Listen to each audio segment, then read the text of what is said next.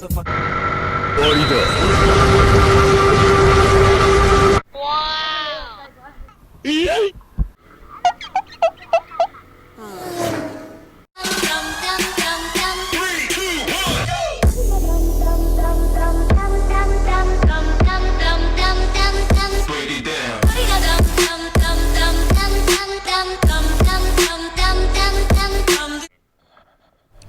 เนาะก่อนอื่นก็ต้องขอกราบสบายดีท่านผู้ชมยินดีท่านต้อนรับเข้าสู่ LN Racing แซนแนงเซนเคเนาะวันนี้จะ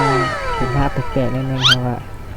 วันนี้จะมาขี่รถโกคาร์ทครั้งแรกเนาะในชีวิตที่เคยขี่ โอเคพอดีมาขี่รถโกคาร์ทครั้งแรกอยู่สนาม VRC เนาะครั้งแรกอีกเลยที่เคยได้ขี่เนาะมาขี่กับน้องทรายเนาะลองสนามเบิงลองเปลี่ยนสไตล์เบิงจาก2ล้อเป็น4ล้อ อันนี้ลองขี่ครั้งแรกโอ้ค่อยๆเหยียบในด้านเยอะอันนี้ตอนขี่เพื่อนก็จะบอกมีตอนมีเตะเบรกกับเร่งเนาะตอนขี่เนาะแล้วก็ขี่อ้อมสนามแล้วก็ใกล้จะฮอดสุดท้ายแล้วเพื่อนจะมาโบกคูงให้แล้วก็ขี่อ้อมไปเพียงแล้วก็ออกเนาะอันนี้ยังลองย่าน กอดก่อนไปก่อนลองถ่ายโค้งก่อนโอ้ยชิลอบบนนอกกูเป็นที่เตาเนี่ยมันโมเมนต์โกขาดแล้วที่ ไปแล้วเราเหยียบน้ำไปโอ้ยยังย่านอยู่เดี๋ยวหาให้เล่นตีก่อนหาไปที่ครั้งแรกมันจะตื่นเต้นได้นึง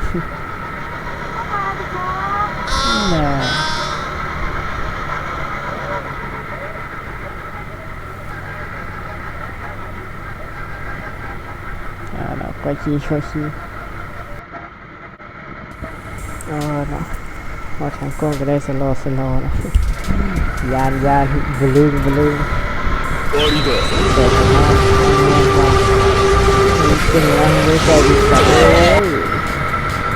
เบิ่งคือผมห้อนนะแบบตัวเที่ยนะโอ้สุดยอดเลยผมห้อน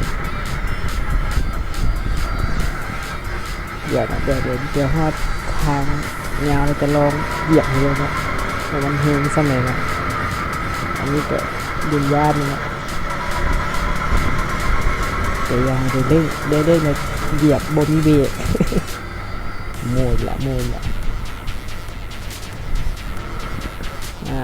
Nope มีเนี้ยมึงอีกเฮ้ยตัดลูกเลย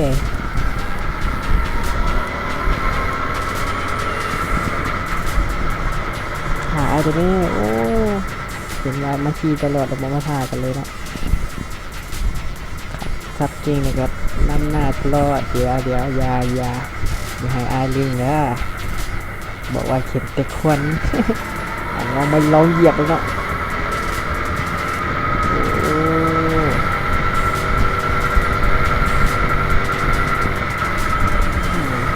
จับนี่เลยนะพออยู่ตรงพอพักเลยครับเอาละครับถ้าเกิดอยากลองก็มาลองได้เนาะกับประสบการณ์เนาะจะพักอยู่เนาะถ้า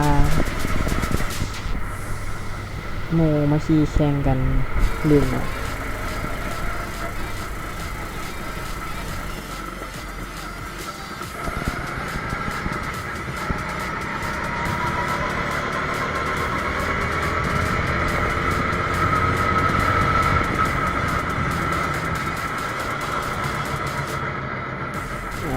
หอดกลางโค้งแล้วเราเขารถที่ฟันจริงวะนี่นะกลัวว่าขี่ซ่าน้องจะได้จอดท่า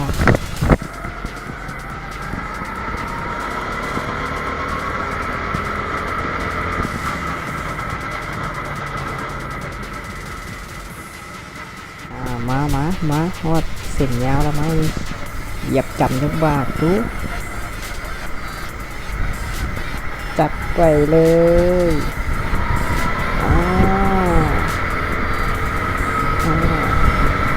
อาจจะดึงวิดีโอเป็นพิซซ่าตัวแท่นี่ก็ไวอยู่เด้อเหยียบจับชุดแล้วอยู่นะ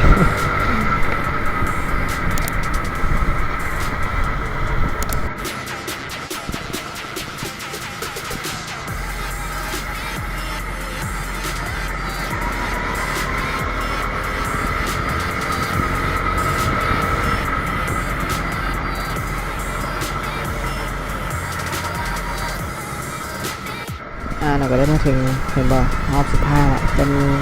ไอ้คนมาโบกตรงเห็นละว่าเหลือรอบสุดท้ายแล้วนะรอบสุดท้ายเราก็ต้องจวดให้มันสุดๆเนาะ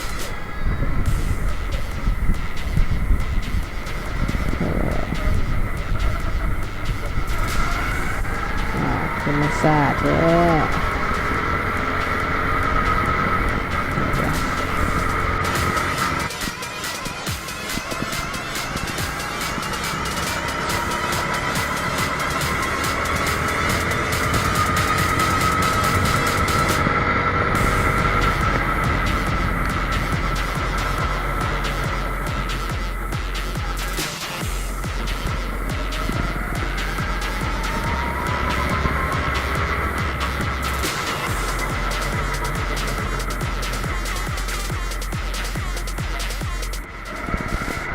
เอาเนาะเขาก็จะได้เขาก็ได้ขี่ในฮอดจนฮอดสุดท้ายแล้วเนาะเพิ่นก็ให้ขี่เกียร์เพิ่นไปจอดทางนี้เนาะเราเป็นจะได้เนาะผู้ใดเคยขี่โกคาร์ทอยู่เนาะลองมาคอมเมนต์ให้ฟังดูว่าครั้งแรกเนาะรู้สึกเป็นไงเนาะ ถ้าผู้ใดมาคลิปนี้ก็ฝากกดไลค์กดติดตามเพื่อเป็นกำลังใจในการให้คลิปต่อไปนะเนาะแล้วก็อย่าลืมกดกระดิ่งนั้นเนาะเวลากดกระดิ่งแล้วมันจะแจ้งเตือนเวลามีคลิปใหม่ๆของทางช่องเฮาลงเนาะ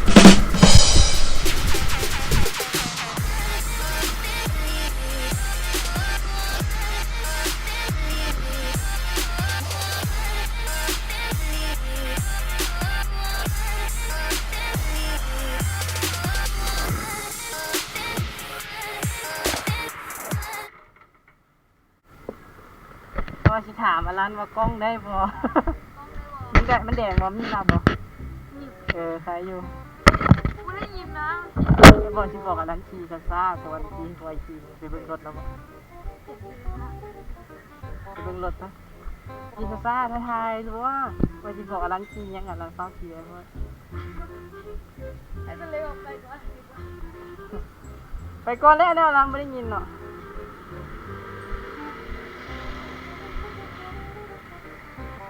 เ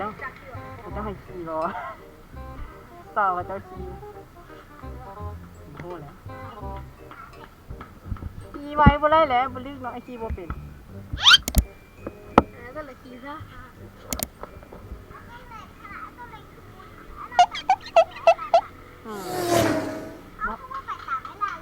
อลันขี่เก่งโพดไอ้ขี่บ่ทันเห็น